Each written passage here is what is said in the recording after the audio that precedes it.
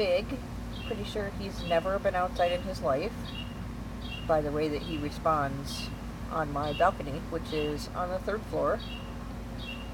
He gets to come outside with my 2 cats, listen to the birds. He really likes it out here.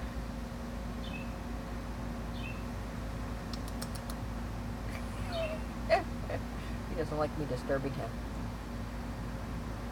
Fig is about 7 years old, I believe. He has diabetes and possible EPI, which is a disorder that requires enzymes to be added to his food so that he can digest them properly. It's not that expensive. It's definitely not difficult. And we're still working on that.